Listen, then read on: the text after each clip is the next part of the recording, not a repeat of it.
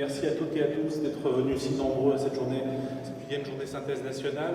Je tenais en préambule à remercier et à féliciter le travail que fait l'équipe de synthèse nationale et Roland Elie en particulier.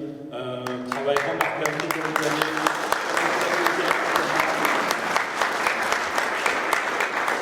C'est extrêmement important, sans lui bien sûr cette journée n'aurait pas eu lieu et on n'aurait pas été réussi comme elle le sera, nous pouvons l'escompter. Alors, bon, résistance à l'immigration, oui, quand j'entends parler aujourd'hui d'immigration ou même d'immigration choisie, je sors mon revolver, naturellement au sens figuré pour l'instant. Nous sommes tous des humanistes, nous sommes tous contre la peine de mort, en tout cas, bon, comme Robespierre. Je pense que nous allons aller vers des événements politiques de plus en plus graves dans ce pays.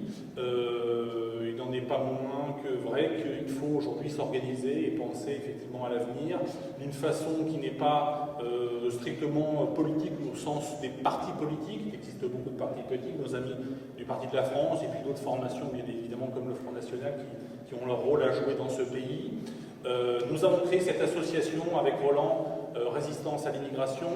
C'est une association qui consiste à créer en France un lobby, le syndicat des Français, le lobby qui va défendre les Français, les Européens, qui sont maîtres chez eux et qui doivent en tout cas le rester ou le redevenir dans certaines villes et dans certains quartiers. Malheureusement, ce sont des endroits à reconquérir.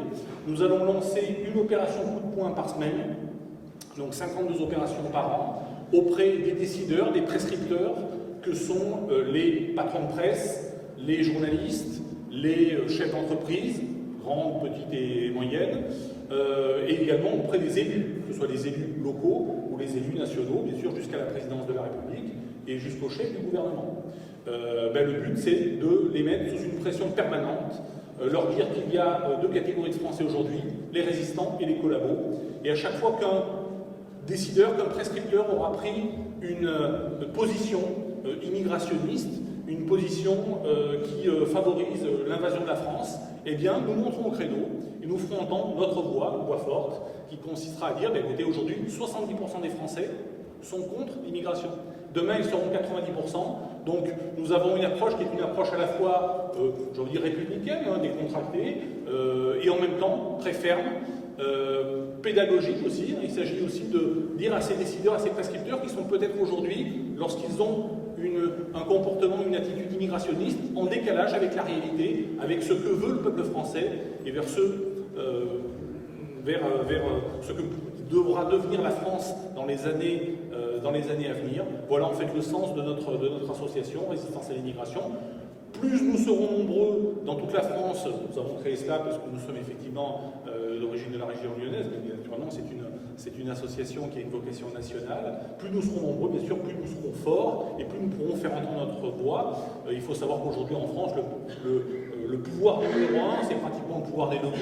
Avoir des députés à l'Assemblée nationale, c'est bien, c'est intéressant. Vous savez très bien qu'ils obéissent peu ou prou à l'influence des lobbies, que ce soit des lobbies économiques ou que ce soit des lobbies communautaires, des lobbies religieux ou autres. Eh bien, après tout, les Français ont le droit aussi d'avoir leur lobby. En tout cas, c'est notre ambition et c'est ce vers quoi nous allons travailler. Voilà. Christiane Taubira veut un changement de civilisation, elle va l'avoir. Merci.